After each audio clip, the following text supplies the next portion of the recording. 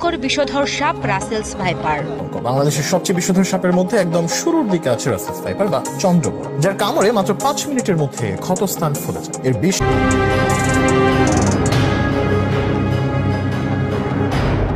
পদ্মার চর থেকে ধানক্ষেত কিংবা অন্যান্য ফসলের মাঠ, বাসাবাড়ি, সব জায়গায় মূর্তিমান আতঙ্কের নাম এখন রাসেলস ভাইপার। যেন সাক্ষাৎ মৃত্যুদূত, যার এক ছোবলই যথেষ্ট জীবন নাশের জন্য। দিন দিন মৃত্যু তালিকা বাড়িয়েই চলছে বিষধর এই সাপ। গত 1 থেকে 1.5 মাসেই অহরহ মৃত্যুর খবরে পুরো দেশে এখন হট টপিক রাসেলস ভাইপারের বিস্তৃতি। বাংলাদেশের বিগ ফোর এই সাপের মুখোমুখি হচ্ছেন দেশের বহু জেলার মানুষ। একের পর এক দংশনে প্রাণ হারাচ্ছেন অনেকে। দর্শক, বুঝতেই পারছেন কেন রাসেলস ভাইপার এতটা আতঙ্ক ছড়াচ্ছে।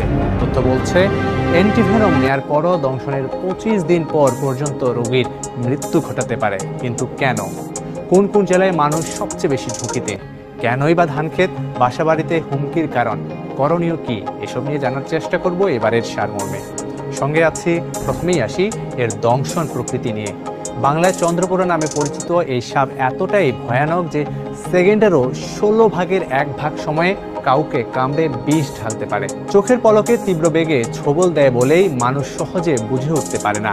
কামড় দেওয়ার পরে অন্যান্য সাপের মতো পালিয়ে যায় না, ছোবলের পরও তার জায়গাতেই কুণ্ডুলি পাকিয়ে ঘাপটি মেরে থাকে। তথ্য বলছে, চন্দ্রবোরা সাপ বারবার ফোঁস শব্দ করে তেড়ে আসে না, তবে বিরক্ত বোধ করলে উচ্চস্বরে হিস হিস শব্দ করতে থাকে, অনেকটা প্রেসার কুকারের শীষের ন্যায়।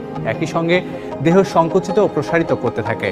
আর এ কারণে কৃষকরা যখন মাঠে ফসল কাটতে যান, তখন বিষধর চন্দ্রবোরা মানুষের উপস্থিতিতে নিজেকে হুমকি মনে করে। আর কৃষকরাও বুঝে উঠতে পারে না যে ক্ষেতের মধ্যে কিলিং মেশিন ক্ষেত রাসেলস ভাইপার রয়েছে। প্রশ্ন জাগতে পারে, রাসেলস ভাইপারের উপস্থিতি ধান খেতে কেন বাড়ছে? কারণ ইঁদুর, ব্যাঙ, ছোট পাখি ও টিকটিকি রাসেলস ভাইপারের প্রিয় খাবার। যেহেতু ফসলের ক্ষেতে ইঁদুরের উৎপাত বেশি, তাই খাবারের খোঁজে সেখানে তার উপস্থিতি। শিকারের ধরনের দিক থেকেও চন্দ্রবোরা অনেক কৌশলী।